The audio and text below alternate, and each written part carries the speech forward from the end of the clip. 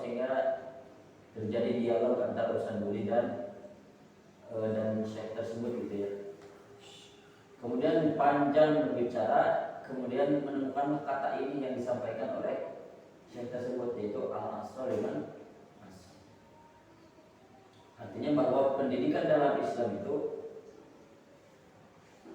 dari dulu itu sudah biasa bahwa rotan ataupun pecutan atau itu ada dalam pendidikan Islam. Seperti itu. Jadi al-asal liman asal adalah tongkat atau kalau kita bahasa halusnya hukuman untuk orang yang bersalah. Hukuman untuk orang yang bersalah. Nah, kajian ini sebetulnya ingin menjelaskan bahwa salah satu metode dalam pendidikan Islam itu ada pukulan. Yang hari ini pukulan atau hukuman atau jeweran itu dikaburkan ataupun dijadikan sesuatu yang menyeramkan, dilarang di Indonesia. Makanya banyak guru yang dipolisikan, banyak guru yang guru yang dihajar habis-habisan, banyak guru yang dilaporkan ke Komnas HAM. Itu akibat guru menghukum, itu akibat guru memberi hukuman dengan jeweran, dengan pukulan, dengan itu. Padahal dalam Islam itu dibolehkan. Makanya ya mereka mengatasnamakan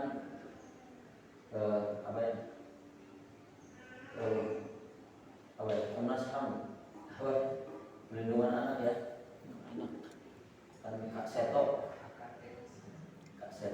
itu intinya. Nah, kita mulai. Ibnu Khaldun dalam mukadimahnya mengatakan, yang pendidikannya keras dan kasar akan menghilangkan kelapangan jiwa, melenyapkan semangat, menyebabkan kemalasan, mendorong untuk berdusta karena takut. Keras dan kasar tersebut dan mengajari untuk berlaku licik, hingga hal ini menjadi kebiasaannya dan akhlaknya, maka rusaklah nilai kemanusiaannya. Jadi kalau berbicara tentang kelembutan, berbicara tentang larangan berlaku keras itu, Islam itu memang dari dulu juga begitu. Ketika peperangan saja itu orang yang sudah tua, anak-anak itu nggak boleh dibunuh. Bahkan peperangan saja tidak boleh dirusak. Jadi kalau masalah kelembutan, Islam itu adalah agama yang lembut. Bahkan Rasulullah SAW di dalam Al-Quran disebutkan, "Fabima rahmatin minallahi linta lahum." Maka dengan rahmat Allah lah wahai engkau Muhammad berlaku lemah lembut, ya begitu. Kalau begitu, kalau lemah lembut, kenapa harus ada pukulan? Nah, ini akan kita bahas gitu ya. Jadi masalah pukulan ini bukan masalah lemah lembut, tapi masalah pendidikan. Karena pendidikan ini dia punya level satu sama lain gitu ya. Nah, jadi kalau masalah kelembutan, Islam itu mengajarkan kelembutan sebagaimana yang disampaikan oleh Ibnu Khaldun ini, karena kekerasan, kasar gitu ya, itu bisa menghilangkan kelapangan jiwa, melenyapkan semangat, menyebabkan kemalasan. Jadi guru teh ulah kasar, ulah galak. Beda ya, tegas dengan galak. Makanya di awal juga salah satu sifat guru itu adalah dia itu berwibawa tetapi tidak gemulai. Berwibawa tapi tidak kasar. Maksudnya lembut tapi tidak gemulai. Begitu ya. Nah, ini adalah yang disampaikan oleh Ibnu Khaldun dalam kitab Muqaddimahnya. Kemudian termasuk konsep pendidikan yang terbaik adalah apa yang disampaikan oleh Ar-Rasyid, yaitu Khalifah Harun Ar-Rasyid kepada pendidik anaknya. Khalaf Al-Ahmar berkata, Ar-Rasyid, itu Harun Ar-Rasyid mengirimkan utusan kepadaku tentang pendidikan anaknya Muhammad Al-Amin. Utusannya menyampaikan pesan Ar-Rasyid, wahai Ahmad. Jadi Ahmad ini gurunya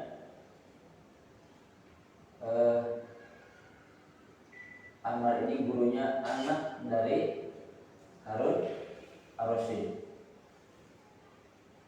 Jadi utusannya mengatakan, wahai Ahmad, sesungguhnya Amirul Mukminin telah menyerahkan kepadamu titian jiwanya dan buah hatinya. Maka bentangkan tanganmu untuknya selapang-lapangnya, dan kepadamu dia wajib taat. Maka jadikanlah dirimu untuknya sesuai yang diinginkan oleh Amirul Mukminin. Bacakan untuknya Al-Quran. Nah, lihat ya. Ini pelajaran juga bahwa pelajaran pertamanya bahwa seorang guru itu harus dia berlapang dada, membentangkan tangannya berlapang dada untuk anak-anak didiknya. Kemudian urutannya adalah bacakan untuknya Al-Quran. Nah, Al-Quran dulu yang harus dipelajari. Ajarkan sejarah, sirah, untayan syair-syair, dan ajarkan sunnah. Buatlah ia mampu mengetahui posisi pembicaraan dan permulaannya. Laranglah ia dari tertawa kecuali pada waktunya. Tengkuhlah ia untuk mengagungkan masyaikh Bani Hashim jika mereka datang kepadanya, dan meninggikan majelis para pemimpin jika mereka datang ke majelisnya. Jangan sampai ada waktu yang berlalu padamu kecuali kamu telah memberikan faedah baginya, tanpa harus membuatnya sedih yang akan mematikan otaknya.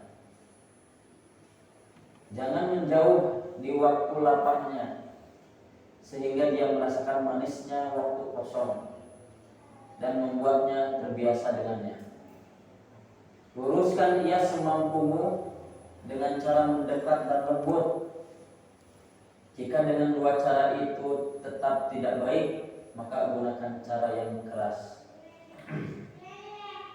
Ini adalah pesan seorang ayah kepada guru anaknya. Jadi seorang ayah itu, meskipun anaknya disekolahkan, ayahnya itu tahu cara mendidik anak. Dia juga ahlinya. Nah, gitu ya. Sehingga ketika anak itu berada di rumah pun orang tuanya bisa mendidik mereka. Ini adalah pesan ya yang sangat bagus sekali. Ya, bayangkan kalau ada orang tua datang menyekolahkan anaknya, pesan nanti dia kan guru nanti. Ya. Luruskan ia semampumu dengan cara mendekat dan lembut, tapi ketika dua cara itu tidak menjadikan dia baik, maka dengan cara keras. Jadi urutannya dengan kelembutan dahulu, dengan pendekatan dahulu. Tetapi kalau tidak bisa dengan dua itu, maka silakan gunakan cara keras sekalipun, yang penting dia menjadi baik. Nah, itu ya.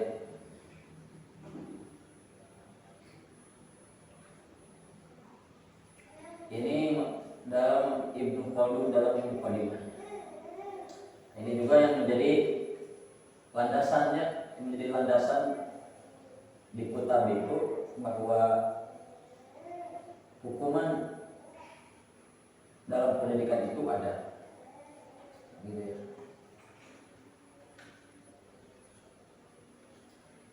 Karena di luar itu beredar begini, hukuman itu tidak boleh, kalau sanksi boleh. Biasanya, nah, kalau hukuman sama sanksi itu bedanya apa? Hukuman untuk beberes di sanksi 5.000, Sanksi denda. Yang mengerjakan PR dihukum. Sanksi sama hukuman beda nggak? Sanksi lebih ke denda mungkin teh. Kalau sanksi lebih ke denda kayaknya. Yang diada-adain. Sanksi. Kata mereka, kalau hukuman itu biasanya tidak sejalan, tidak ada hubungannya. Ya. Contohnya, kalau ada anak mengerjakan PR, kemudian dihukum nanti tidak tempel, tidak hukuman. Kalau sanksi, dia nggak mengerjakan PR, ya hukum, berarti sanksinya ya harus dikerjakan PR saat itu. Katanya juga. Padahal kan sama-sama wanya. Nah itu menjadikan mereka alergi dengan hukuman. Jadi mendidik anak itu tidak boleh menghukum katanya. Tapi yang boleh sanksi. Kalau bahasanya seperti itu, dalam hadis itu dikatakan, ajarilah anak-anak kalian sholat ketika usia 7 tahun. Ya, perintahkan anakmu sholat di usia 7 tahun dan pukullah di usia 10 tahun kalau dia nggak mau sholat. Ya. Yang jadi pertanyaan, apa hubungan sholat dengan dipukul? Ada hubungannya nggak? Kan tadi katanya kalau hukuman itu nggak boleh, sanksi boleh.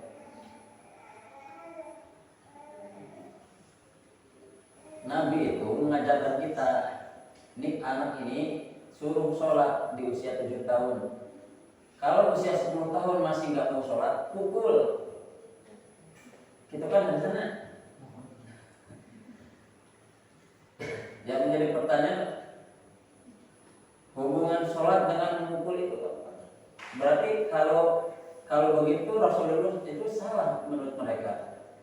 Karena Nabi itu menghukum dan tidak ada hubungannya. Harusnya Nabi itu kalau anak nggak mau sholat, ya disuruh sholat. Kalau belum sholat, disuruh sholat. Tapi Nabi bilangnya pukul. Karena kan sudah ada perintah sebelumnya. Nah, 7 tahun 10 mah masih kene. Tidak masuk 5. bilangnya. Nah, berarti lamun ngedakeun PR digebug. Tenang artinya, nggak ada hubungannya. Alasannya karena sudah diperintahkan. Maksudnya gini, syariat itu nggak mesti masuk akal. Kata saya kan kemarin gitu ya, syariat itu nggak mesti masuk akal. Masuk akalnya di mana? Ya, dia nggak ngerjain sholat di usia 10 tahun, kemudian dipukul. Kemudian kata Ali bin Abi Thalib, kalau seandainya agama ini menurut akal, pasti mengusap hub itu atau mengusap sepatu itu atasnya bukan bawahnya, bukan atasnya. Ini kalau dalam perjalanan wudhu itu boleh tidak melepas sepatunya diusap luburnya. Kan secara akal mengkotor anaknya. Jadi kalau agama itu menurut akal, pasti nggak masuk akal, sulit. Anu itu tadi tukang, anu di rumah diharap, betul nggak? Iya, gitu kan. Buang angin itu ya di belakang, tapi yang dibersihkan itu ya ini. Nah, jadi ini syariat. Ini syariat. Jadi hukuman itu dibolehkan. Nggak ada yang bisa membantah itu. Tetapi syariat ini, hukuman atau pukulan ini ada aturannya, kan gitu. Kemudian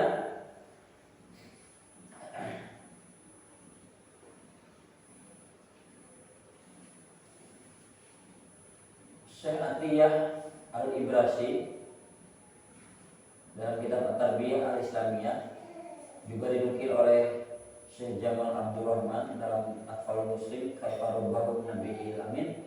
Ini bukunya sudah ada yang terjemah, jadi bisa dibeli ya. Judulnya Islamic Parenting, Syekh Jamal Abdul Rahman. Ia mengatakan, jika seorang anak ada yang mendampinginya, menunjukkan kewajibannya dengan cara hikmah dan nasihat yang baik, mendekatkannya selalu dengan amal, maka tidak diperlukan hukuman keras. Ya. Jadi hukuman keras itu jurus terakhir. Jangan terlalu banyak dipakai. Jika dipakai, keseringan dipakai, gak mempan. Jadi kalau anak itu ada yang mendampingi, selalu mengawasi, gitu ya, kemudian menunjukkan kewajibannya dengan cara hikmah dan nasihat yang baik, kemudian mendekatkannya selalu dengan amal, maka tidak diperlukan hukuman keras. Jadi memang pada dasarnya pendidikan itu harus dengan cara lemah lembut, ya, dengan cara hikmah, nasihat yang baik, terus seperti itu. Tapi ada kalanya ketika anak itu susah, ya, maka dibolehkan dengan cara menekan, seperti itu. Ini yang disampaikan oleh Syekh Jamal Abdul Rahman. Kemudian pendidikan hari ini benar-benar sedang kebingungan dalam menemukan konsepnya, dan seringkali hanya merupakan antitesa dari keadaan atau konsep pendidikan sebelumnya. Setelah sebelumnya dunia barat tenggelam di abad pertengahan dalam kegelapan, di mana memperlakukan anak-anak seperti binatang dan budak dengan cara yang kasar, maka sebenarnya mereka sedang memprotes masa lalu mereka sendiri. Akhirnya bermuncullah konsep pendidikan yang terkesan lembut dan terlihat bijaksana. Jadi sebetulnya yang memulai konsep pendidikan keras itu adalah mereka, orang-orang barat. Ketika konsep ini diterapkan kepada mereka, anak-anak itu yang selalu dipukul tanpa aturan, bahkan diperlakukan seperti hewan dan budak, akhirnya itu menimbulkan trauma bagi mereka, ya, menimbulkan trauma, sehingga dari trauma itu bermuncullah ide bahwa pendidikan terbaik itu adalah kelembutan. Pendidikan terbaik itu adalah tanpa hukuman. Tapi kita muslimin tidak punya masa lalu kelam dalam pendidikan anak. Konsep Islam tak pernah berubah dan berganti karena zaman dan keadaan. Lihatlah dua tokoh di atas yang berbicara tentang konsep pendidikan Islam. Dua tokoh yang terpaut 7 abad, Ibnu Khaldun abad 8 Hijriah dan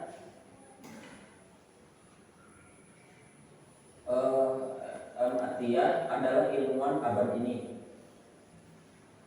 memberikan kesimpulan yang sama. Masalahnya ada pada kitalah yang berubah dan berganti karena pergeseran keyakinan. Akhirnya hasil pendidikannya pun bergeser dan berganti. Sangat jauh berbeda dengan hasil pendidikan Islam di masa kebesarannya. Jauh panggang dari api. Jadi sebetulnya syariat ini nggak ada yang berubah dari dulu, ya, sama dari dulu sampai sekarang itu sama. Yang berubah itu adalah kita yang mulai bergeser keyakinan, yang tadinya kita berada dalam Islam, kemudian berganti kiblat, pendidikan kita ke Barat dan yang lainnya. Padahal Barat itu konsep pendidikan mereka itu tidak ada dasarnya itu karena trauma, dasarnya itu karena percobaan peranji, dasarnya itu karena macam-macam lah. Ya. Jadi sebetulnya hari ini seperti konsep jangan berkata jangan, kan gitu ya. Jangan berkata jangan. Itu kan masuk dari mereka. Karena jangan berkata jangan itu adalah konsep kekerasan. Bahkan ada yang lebih keras dari itu. Ketika seorang guru menunjuk dengan telunjuknya ini ke anak itu nggak boleh kata mereka. Itu kekerasan. Nah gitu ya.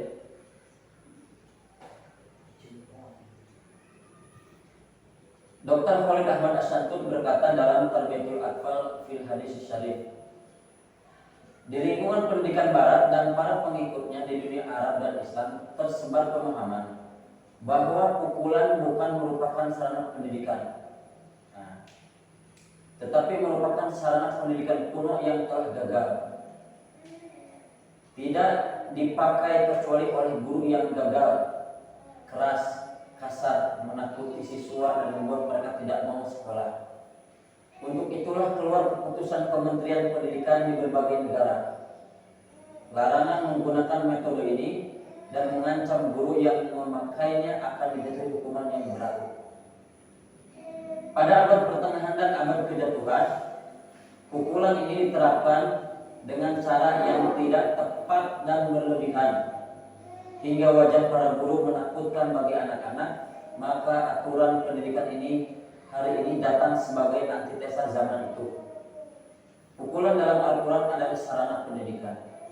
Jadi memang asal muasal pukulan dihilangkan itu karena mereka menggunakan metode ini tidak tepat, tidak tahu ilmunya, sehingga anak itu dipukul layaknya memukul binatang. Dipraktekkan sebagaimana dia menyiksa binatang seperti itu, sehingga timbul trauma. Pada akhirnya setelah itu pendidikan dengan memukul itu dihilangkan. Bahkan orang yang menggunakan metode ini akan diancam dipenjara atau diberi hukuman yang berat. Dan itu sampai hari ini terjadi. Ada anak yang dipukul, gurunya dipenjara. Ada anak yang menyita HP-nya, gurunya dibawa ke polisi. Kan macam-macam di kita. Padahal ya sejarahnya seperti itu. Kalau seandainya metode ini diterapkan oleh ahlinya dengan bijak, maka tidak akan menimbulkan trauma. Begitu kan? Pukulan dalam Al-Quran dan adalah sarana pendidikan. Jadi pukulan itu dalam Al-Quran adalah sarana pendidikan, tetapi bukan nomor satu. Nomor satunya itu adalah lembut. Pendidikan Islam dibangun di atas kelembutan, hikmah, nasihat baik, dan jika harus diskusi menggunakan cara yang baik, sebagaimana ayat "Ud'u ila sabili rabbika bil hikmati wal mau'izatil hasanah wajadilhum billati hiya ahsan." Bahkan Ummul Mukminin Aisyah radhiyallahu anha pernah menyampaikan, Rasulullah sallallahu alaihi wasallam sama sekali tidak pernah memukul apapun dengan tangannya. Tidak juga perempuan pembantu kecuali sedang berjihad fisabilillah. Beliau juga tidak pernah membalas orang yang mengejeknya kecuali jika ada aturan Allah Ta'ala yang dilanggar, maka beliau membalas karena Allah Ta'ala.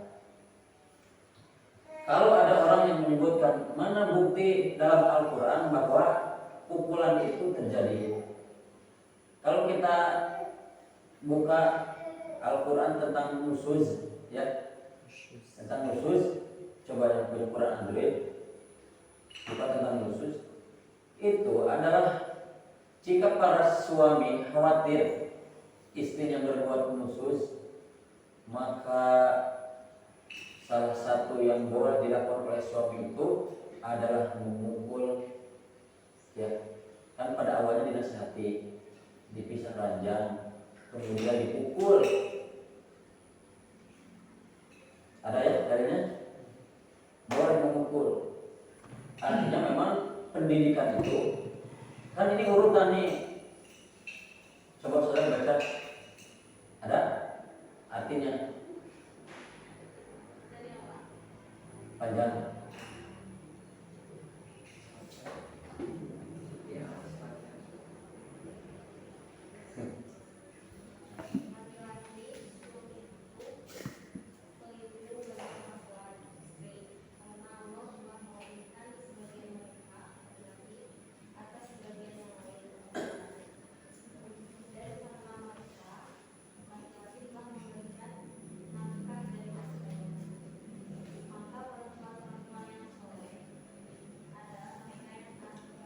ayat berikutnya. Walladzina takhafuna nusuzahun.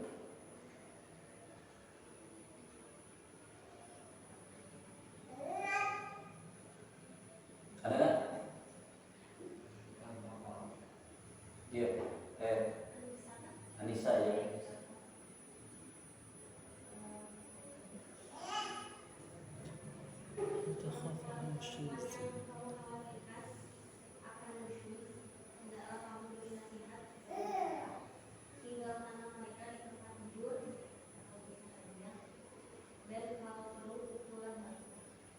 Ya. Kalau perlu dipukul. Jadi ada pukul itu dalam Islam itu. Bahkan kalau perlu di sana pukul wanita yang begitu teh. Nah, apakah pukulan di sana ada penganiayaan? Bukan, itu teh pendidikan, peringatan bagi wanita yang berlaku seperti itu. Ya, dan dipukul. Kemudian di sini disebutkan bahwa Aisyah mengatakan Rasulullah itu sama sekali tidak pernah memukul apapun dengan tangannya. Padahal di dalam satu kisah di tafsir itu kalau tidak salah, bahwa suatu hari Aisyah itu Rasulullah itu pulang malam, kemudian ke rumah Aisyah, kemudian Rasulullah masuk melihat Aisyah itu sedang tidur. Ya, sedang tidur, padahal Aisyah itu enggak tidur sebetulnya, hanya menutup dirinya dengan selimut. Ketika Rasulullah SAW melihat Aisyah tidur, maka Rasulullah SAW itu kembali lagi keluar. Nah, Aisyah mulai curiga, kemudian diikutilah Nabi SAW itu. Ternyata Nabi SAW itu pergi ke Baki, ke kuburan Baki. Kemudian Nabi SAW berdiri lama di sana. Rasulullah tahu ada yang mengikuti sosok hitam. Ternyata Aisyah itu tahu. Kemudian ketika kembali, Aisyah juga ikut kembali gitu ya, pulang ke rumah. Maka ketika di rumah Rasulullah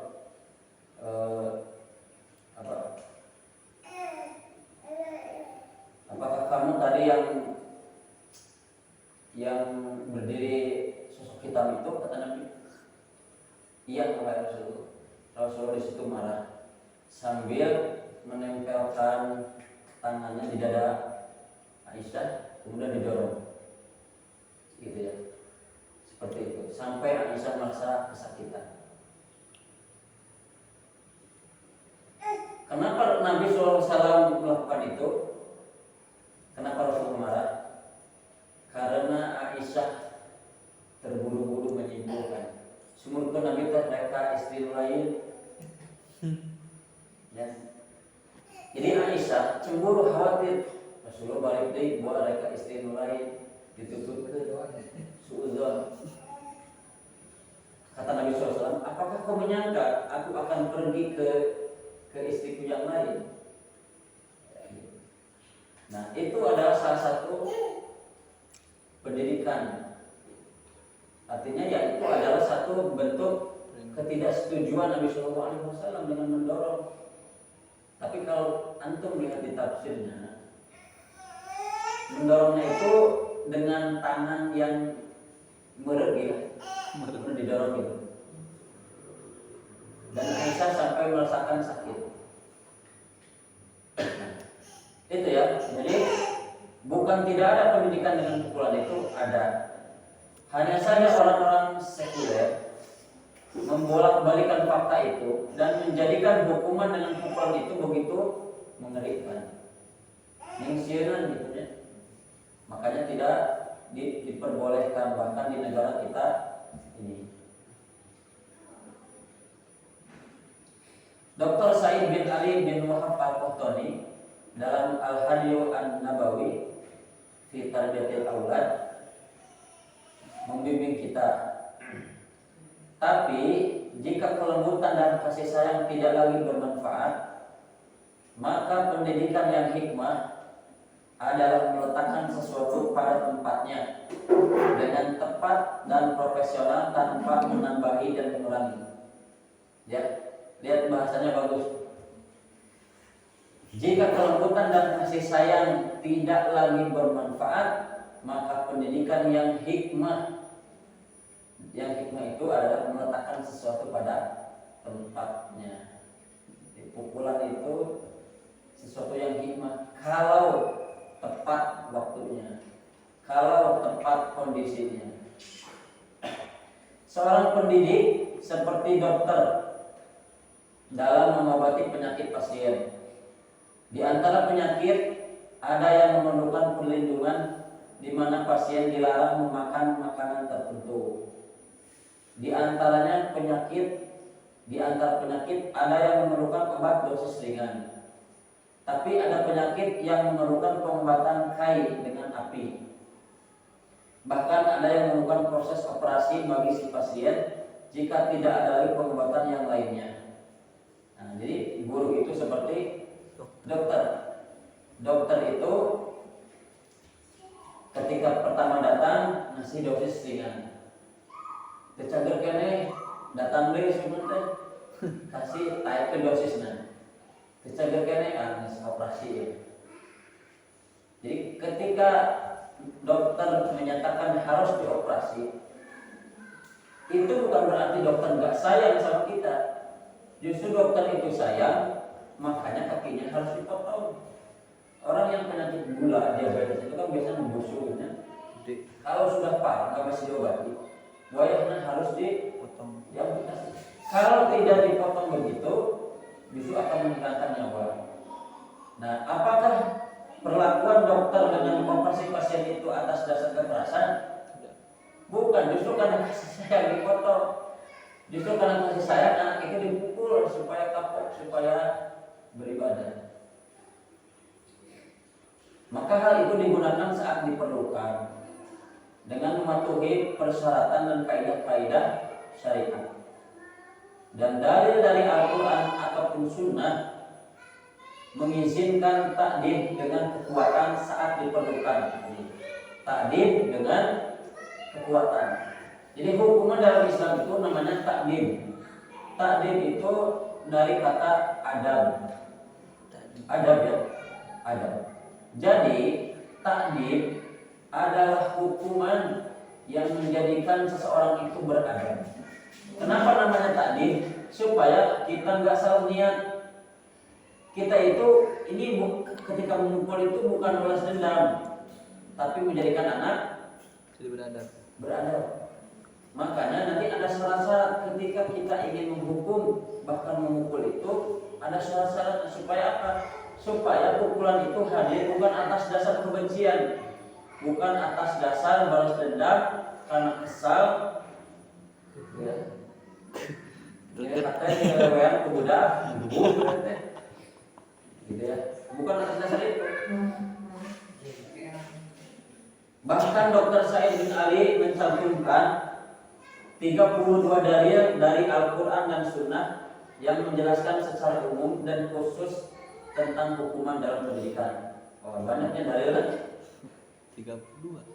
Nah, berarti harus beli bukunya. Mana bukunya saya? Nah ini Al-Hadyu An-Nabawi fi Tarbiyatil Aulad.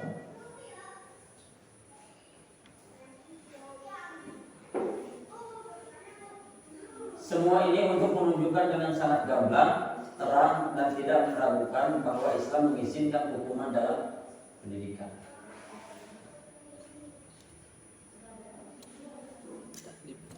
Kaidah-kaidah dalam hukuman. Tujuan dari hukuman dalam pendidikan Islam adalah memberikan arahan dan perbaikan, bukan balas dendam dan pemuasan diri. Untuk itulah harus diperhatikan kebiasaan anak dan karakternya sebelum menghukumnya. memotivasi anak untuk berusaha memahami dan memperbaiki kesalahannya, untuk kemudian kesalahan tersebut dimaafkan setelah diperbaiki. Nah, yang menjadi masalah itu guru hari ini tidak mudah memaafkan.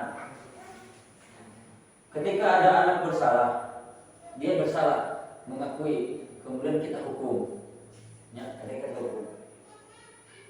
Kemudian ternyata besok harinya atau 1 pekan 2 pekan setelahnya anak itu melakukan kesalahan lagi. Akhirnya kamu kamari geus bersalah. Ayeuna salah deui. Eta kesalahan anak yang merupakan kemarin itu enggak dilupakan sama gurunya. Anak itu akan sadar gurunya terpokok. Kegeuy masih kegeuy ketika gurunya teh.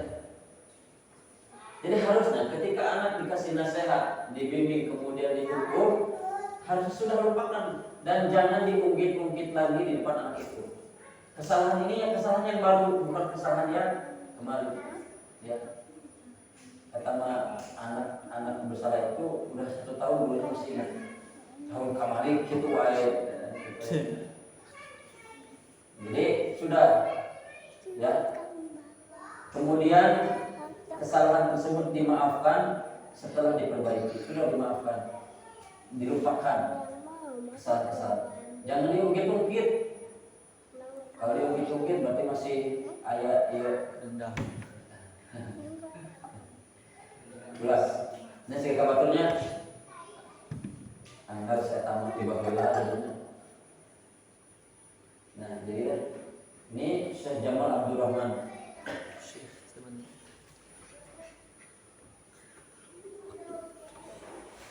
Dikarenakan hukuman ibarat obat, maka harus dijelaskan dosisnya dengan detail dan teliti.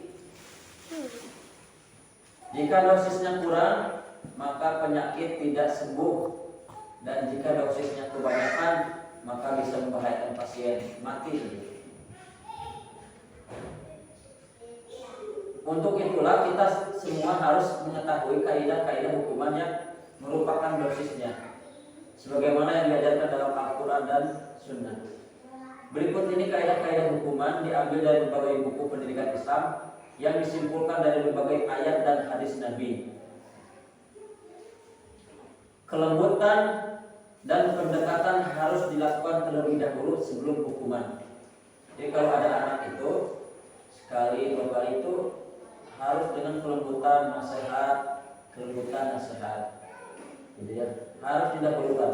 Tidak boleh langsung diberikan hukuman, tidak boleh langsung diberikan pukulan dan lain-lain. Hukuman dengan pukulan merupakan hukuman terberat, maka metode ini tidak boleh dipakai kecuali jika semua upaya tak lagi berguna. Nah, kata saya kan jurus terakhir ya, jangan dulu dipakai. Kalau jurus terakhir sudah digunakan, berarti harusnya tidak digunakan lagi.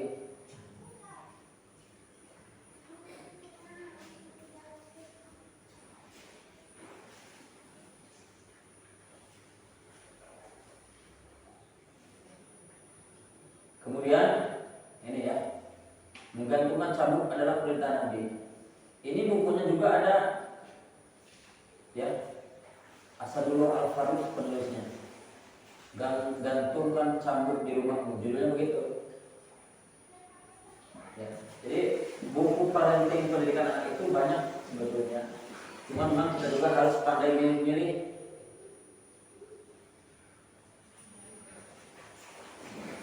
Ani bin Abbas radhiyallahu anhu rafa'ahu ila Nabi sallallahu alaihi wasallam amlikus sawt haitsu yarahu ahlul bait fa innahu lahum adabun.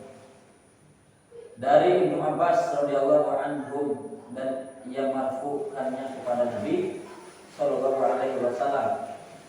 Kata Nabi, gantungkanlah cambuk yang bisa dilihat oleh semua anggota keluarga, karena itu sebagai adab bagi mereka.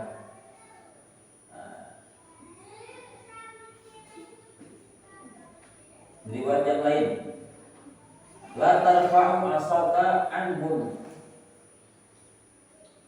wa ahfuhum fillah wa ukhawifuhum fillah. Jangan kamu angkat tongkatmu dari mereka dan takut-takutilah karena Allah Azza wa Jalla. Jadi menggantungkan cambuk itu bukan untuk dipukulkan, untuk menakut-nakuti, ya seperti itu. Umar bin Khattab pun langsung ke pasar membeli cambuk dan digantungkan di tempat yang bisa dilihat istri dan keluarganya. Nah ini kan kalau di konsep pendidikan kita hari ini kan kekerasan. Jangankan bawa cambuk ya, kalau pukulkan pakai kekerasan. Nah, itu yang hari ini.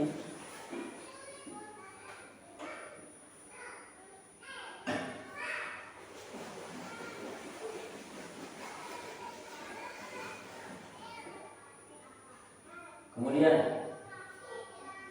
jika kesalahan terjadi, maka berikut ini beberapa bentuk teguran sebelum pukulan sebagai solusi terakhir. Nasihat dan petunjuk. Sebelum dikasih hukuman, anak itu harus kita sampaikan nasihat dan petunjuk. Rasulullah SAW memberi nasihat dan petunjuk bagi Umar bin Abu Salamah. Ya gulam, samillah wa qul bi yaminik wa qul bima yalik. Wahai nak, sebutlah nama Allah, makanlah dengan tangan kananmu dan makanlah yang ada di hadapanmu. Ini adalah hadis teguran bahwa Umar bin Abi Salamah ini saat itu makan bersama Nabi SAW dalam satu nampan. Maka saat itu Umar ini yang kecil ini dia ingin mengambil makanan yang tidak terjangkau olehnya, ingin mengambil makanan yang jauh. Makanya ditegur, ditepak tangannya, ditegur oleh Nabi SAW. Kemudian dikatakan, wahai nak, sebutlah nama Allah. Kalau memakan itu, makan dengan tangan kananmu dan makanlah yang ada di hadapanmu. Kamu jauh-jauh, tesokan ya teteh, narampong itu jauh. Makan yang lebih dekat denganmu. Jadi sebelum adanya pukulan, sebelum adanya hukuman itu harus disertai dengan nasihat-nasihat dan beritahu yang betul itu seperti apa. Ulah kia anak buat salah datang langsung jebret. Anak itu ngalamin salah saya teh apaan gitu. Harusnya dia kasih tahu dulu yang betul. Setelah itu baru dikasih hukuman. Ulah nges babak dulu, sekarang dinasihatan. Mau nerima? Ya.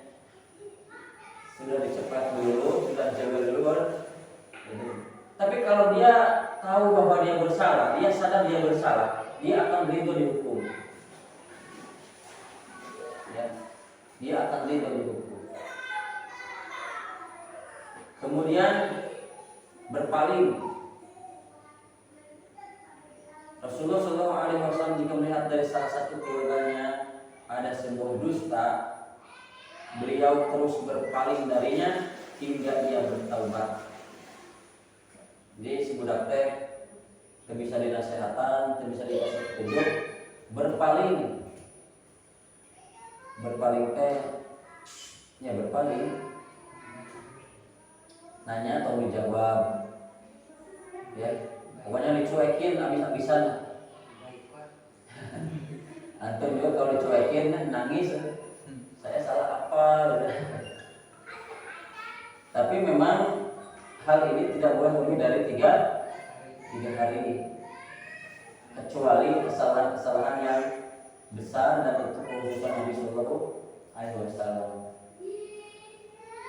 Di perang Tabuk itu ada 3 orang sahabat yang tidak ikut berperang. Banyak yang tidak ikut berperang, tetapi yang izinnya, yang dia sahabat yang jujur, dia 3 orang.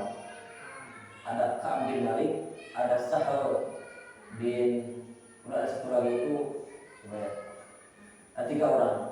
Dia mengaku kepada Nabi, jujur alasannya seperti itu. Akhirnya tetap sama Nabi dihukum. Tidak diajak bicara. Ya, sehingga dunia ini menjadi terasa sangat sempit. Para sahabat gak boleh nanya, gak boleh baca salam, tidak boleh dijawab. Itu hampir berapa hari ya? 40 hari atau 1 bulan, hampir 1 bulan. Setelah itu diturun ayat yang membebaskan mereka. Gitu.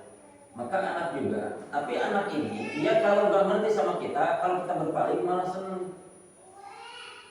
Gitu ya. Malah seneng anak itu kalau kita berpaling. Makanya ekspresi kita itu harus dikenal sama anak. Iya teh, ustazah teh kenal atau kenal gitu. Ya ekspresinya kelihatan.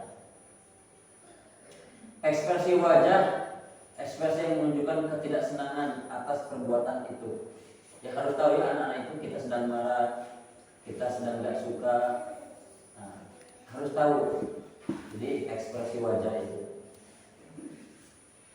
Kemudian teguran lisan. Ditegur lisan seperti teguran Nabi kepada Hasan yang makan kurma sedekah. Buang. Tidakkah kamu tahu kalau kita tidak makan sedekah? Gitu ya. Jadi teguran lisan, petunjuk, gitu ya. Kemudian menghentikan perbuatan. Rasulullah SAW meminta orang yang berkali-kali bertahap mengeluarkan suara karena kekenyangan untuk menghentikan perbuatannya. Kata Rasulullah, hentikan dari majlis kami suara tahapmu, suara kekenyangannya. Tidak ada. Karena orang yang paling banyak kenyang di dunia adalah orang yang paling panjang laparnya di akhirat. Nah, jadi jangan kekenyangan terus menerus ya. Nah, ini menunjukkan yang orang rakus. Jangan terlalu banyak makan. Ini kata Nabi, orang yang paling banyak kenyangnya di dunia adalah orang yang paling sengsara di akhirat. Makan sampai kenyang itu boleh kali-kali. Tapi kalau hidupnya terus gitu menjadikan dia tidak berhenti terus takut gitu ya, nah, itu yang tidak boleh. Nah, jadi kekenyangan ini tidak boleh kata Nabi. Maka kata Nabi, hentikan suara tahapmu di majlis ini. Tidak boleh. Jadi Nabi itu ketika ada sahabat yang bersalah langsung ditegur.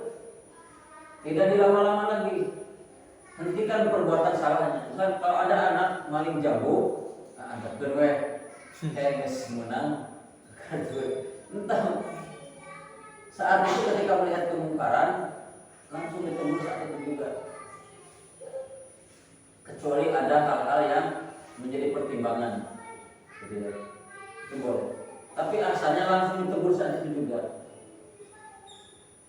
Jadi menghentikan perbuatannya, menghentikan perbuatan yang untuk kesalahannya. Kemudian menjauhinya. Jika diperlukan seorang orang tua atau pendidik bisa menjauhinya sebagai bentuk hukuman, tetapi dengan catatan tidak boleh lebih dari 3 hari. Sesuai dengan petunjuk Nabi, tidak halal bagi seorang muslim menjauhi saudaranya lebih dari 3 hari. Dia dijauhi anak itu, tidak didekati, tidak ditanya, gitu ya. Boleh. Tapi memang hal-hal seperti ini tadi gitu ya. Anak itu juga harus sudah mengetahui karakter kita, ekspresi kita, sehingga anak itu tahu kalau kita lagi marah. Jangan sampai kita itu udah melakukan hal yang mengekspresikan marah, tapi anak justru nggak paham bahwa kita itu sedang marah. Marah seseria bilang, "Lu sadar ambang, ambang sadar teh." Harus. Gitu ya. Dia anak itu sampai begini, sampai nggak ridho kalau nggak ditanya sama ustazahnya. Anak itu sampai gitu ya. Maka anak itu, insya Allah dia di kitab itu, anak itu sampai dia nangis gitu ya. Nangis kalau nggak sampai ditanya sama ustazahnya itu. Nggak mau dijawab oleh ustazah. Kemudian menjawab. Nabi pernah menjawab anak-anak di zaman beliau. Abdullah bin Busr dan Nu'man bin Bashir adalah kasus pelajaran amanah anggur, bahkan disertai dengan kalimat wahai anak yang tidak amanah. Ini dijawab sambil dikatain, kamu dasar anak yang tidak amanah. Pertama ayat 2 muka hiji dicarikan, muka hiji jawab. Nah itu terjadi dilakukan oleh Nabi Sallallahu Alaihi Wasallam. Nah kita kan sudah tahu, kemarin juga kita bahas bahwa pendidikan Nabi itu sangat sukses semuanya. Nah kesuksesan itu tidak jauh dari cara dia mendidik. Nah, cara mendidiknya seperti ini, bahwa guru itu adalah sebagai dokter, cuman harus belajar dulu. Ya dokter itu harus bisa mempelajari penyakit-penyakit anak itu. Ya, obatnya harus diselaraskan kan begitu. Obatnya JWR. Obat JWR cambuk. Hukuman tidak boleh menjatuhkan kemuliaan diri sebagai manusia, jangan berlebihan. Atau jika binatang, seperti orang-orang barat menghukum itu seperti binatang. Tidak boleh. Jangan sampai menjatuhkan kemuliaan dia sebagai manusia. Hukuman itu tidak boleh. Hukuman tidak boleh sering dilakukan, karena akan membuat anak justru semakin bertambah bodoh dan bebu. Kamu berarti dihukum. Ya, coba pikirkan. Dan keumahan deui. Udah habis caranya, dihukum oge temempan nya gitu, digebuk oge.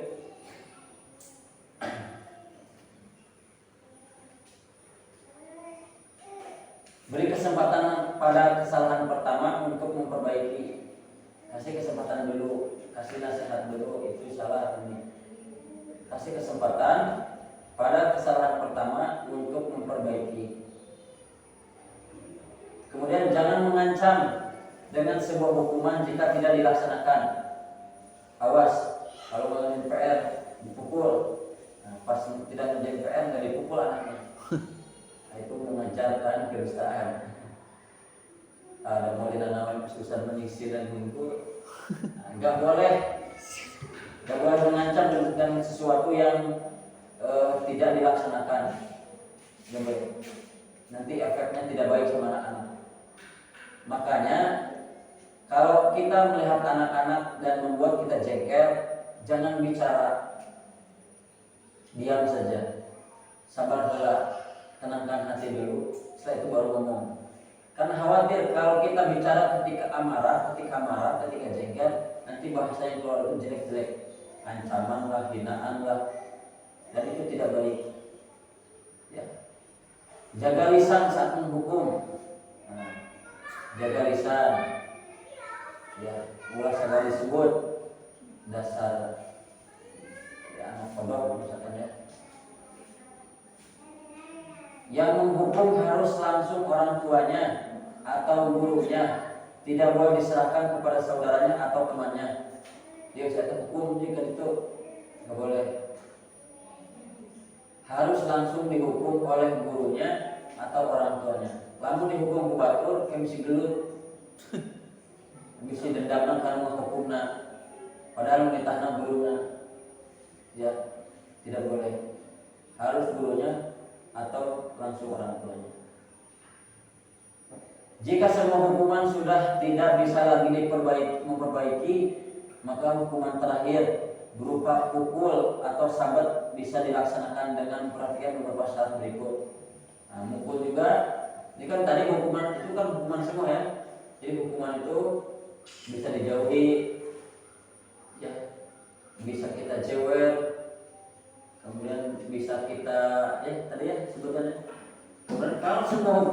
tidak bermanfaat, terakhir juz terakhir itu adalah dengan sahabat. Tetapi sahabat juga ini ada aturannya.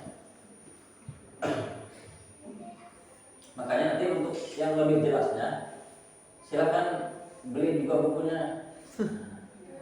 Beli buku banyak. Jadi kan saya ngasih referensi, antum pelajari. Karena kalau pelatihan cuma 2 hari 3 hari mana nggak cukup. Antum perlu kutab itu asal katanya sama dengan kitab kataba, ya. Jadi kutab dan kitab itu punya ikatan erat. Kutab itu tidak terlepas dari kitab. Jadi kalau kutab nggak punya kitab, nggak punya literatur. Makanya beli. Jadi ada Syu'abul Iman, ya. Kemudian ada tadi SCABK. Kemudian ada gantungan cambuk di rumahmu, gitu ya. Kemudian apa lagi? Mau saya sebutkan semuanya? Nanti tinggal dibeli satu-satu.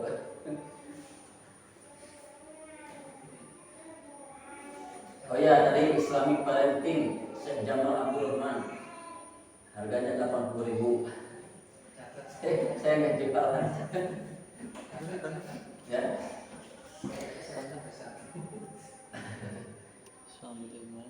Banyak sekali, apalagi kalau kitab kuliah yang 2 tahun itu, setelah saya rinci gitu ya, buku yang harus saya beli itu sampai 2 jutaan gitu. Itu buku-buku kecilnya. Dan ya begitu, ilmu itu insya Allah tidak akan punah, ya. Kalau kita meninggal pun kita punya buku, bukunya bisa diwakafkan jadi ilmu, jadi sedekah, jadi buat kita insya Allah ilmu yang bermanfaat. Syaratnya sebelum dipukul wajib dijelaskan sebab hukuman tersebut dengan menjelaskan perbuatan benar yang tidak akan menyebabkan hukuman pukulan. Ini sebelum dipukul itu harus dijelaskan dulu dia kesalahannya apa, yang benar itu seperti apa. Nah itu dijelaskan dulu. Seperti tadi ya, jangan main pukul, dia nanti merasa aneh, justru dia merasa kesal kenapa dia dihukum tanpa alasan. Anak-anak tidak boleh dipukul sebelum berusia 10 tahun. Standarnya sholat, ya. Berarti yang dosanya ataupun kewajibannya sama dengan sholat, hukumannya juga sama. Dr. Khalid Ahmad Ahsantur itu menyamakan antara sholat dengan hijab. Hijab juga 10 tahun itu kalau nggak mau harus dipukul. Karena hijab itu wajib. Nah, lihat. Untuk kesalahan sebesar kesalahan meninggalkan sholat, di bawah itu tentu tidak dipukul dengan cara yang sama dan meninggalkan sholat. Sebetulnya boleh dipukul usia sebelum itu juga, tetapi lebih ringan. Kalau antum baca biografi Asma, ya, Abdullah bin Zubair, anaknya itu Abdullah bin Zubair itu dididik oleh ibunya sangat keras, bahkan selalu memakai tongkat. Padahal usia Abdullah bin Zubair itu masih kecil. Tetapi itu adalah kisah pengecualian, karena kita susah menyamai kepribadiannya seperti Zubair bin Awam atau Asma ibunya. Nah, seperti itu. Tidak dipukul lebih dari 10 kali. Pukul 10 kali mesti mati. Tidak lebih dari 10 kali. Pukulan tidak boleh membekas di kulit. Nah, kalau mukul itu sampai berbekasnya hejo gitu kan, sampai getihan sama penganiayaan. Dendam. Pertama keserupan waktunya. Pukulan tidak boleh membekas di kulit. Alat pemukulnya sedang, tidak terlalu lembek dan tidak terlalu keras. Lamun leuleus teuing moal nyeri, mun keras teuing nyeri teuing. Tidak boleh, yang biasa tengah-tengah aja. Ya kalau pakai sapu nyeranya cukuplah sedikit. Dan pakai ininya besi.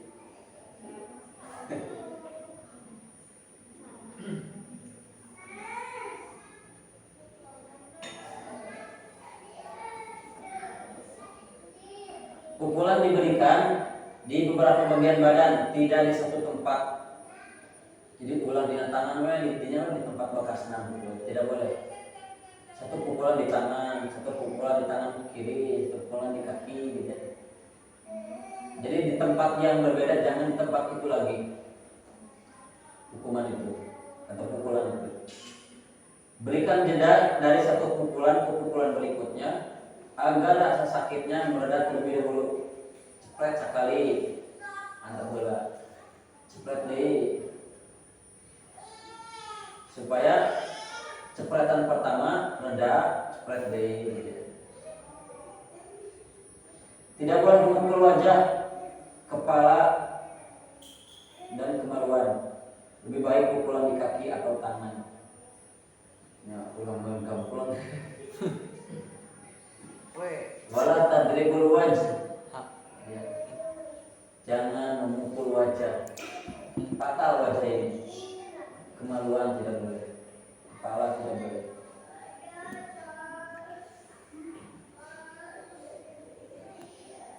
Banyak orang yang beralasan dulu itu ketika ada yang bertanya kepada Dokter Syafiq, seorang tentara, ini kalau tentara itu kan keras, kalau hukuman itu ya ditampar, ya ditonjok kepalanya. Bagaimana Ustaz? La tadribul wajah, jangan memukul wajah, titik. Kan di tentara nggak bisa. Guru tidak boleh memukul saat marah, karena guru itu mendidik bukan membalas, ya. Tidak boleh saat marah, karena guru itu mendidik bukan balas dendam. Hentikan pukulan jika anak-anak berlindung kepada Allah. Jadi ketika anak kita pukul atau hukum, dia minta berdoa sama Allah, hentikan. Ya, jangan dilanjutkan. Baik, usaha tadi berterima kasih Subhanahu wa taala. Itu yang bisa saya sampaikan di kajian ini. Tentu sekali lagi ya, kajian ini tidak akan cukup meskipun kajiannya 1 pekan, 2 pekan, dan wajib ya bagi seorang guru itu untuk terus mengupgrade ilmunya. Tidak hanya diputar, kalau diputar kan hanya 1 pekan sekali. Maka di majelis-majelis lain pun atau beli buku, baca buku, itu bisa memperkaya keilmuan. Ya. Jadi guru itu persiapan sebelumnya, kemudian disampaikan apa yang sudah ia pelajari.